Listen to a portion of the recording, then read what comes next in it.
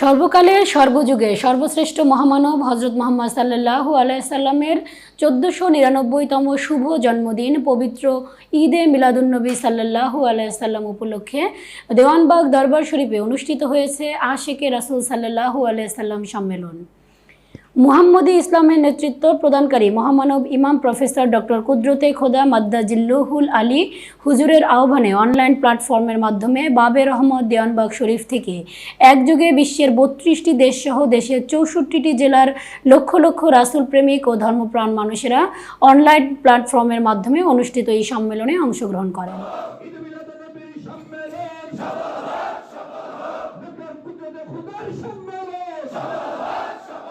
তারা কেউ নিজ বাড়ি, কর্মস্থল কিংবা স্থানীয় দরবার শরীফ, খানকা, জাকের মজলিসে একত্রিত হয়ে আলেম ও বিজ্ঞজনের বক্তব্য শোনেন। রাসূল সাল্লাল্লাহু আলাইহি সাল্লামের শুভ আগমন উপলক্ষে আয়োজিত এই সম্মেলন গত 16 সেপ্টেম্বর 2024 সোমবার সকাল 10টায় পবিত্র কুরআন শরীফ থেকে তেলাওয়াতের মধ্য দিয়ে আশিকে রাসূল সাল্লাল্লাহু আলাইহি সাল্লাম সম্মেলনের কার্যক্রম শুরু হয়।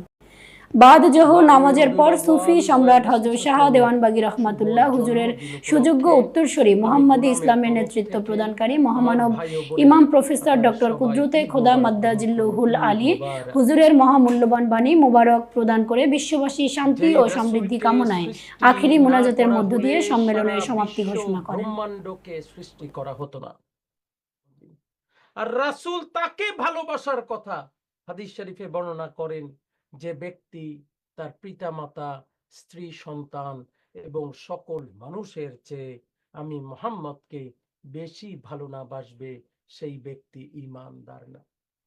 তোমাতে যাতে ঈমান কায়েম রাখতে পারি, তোমাতে যাতে আত্মসমর্পণ করে শেষ নিঃশ্বাস ত্যাগ করতে পারি, তোমাতেই জন্ম, তোমাতেই যাতে মৃত্যু হয়, তোমার ইচ্ছায় যাতে মৃত্যুবরণ করতে পারি সুযোগ করে দাও। আমাদেরকে নূরে ঈমান ভিক্ষা দাও, আমাদের আয়োজন তুমি কবুল করে নাও, আমাদের মোনাজাত কবুল করে নাও।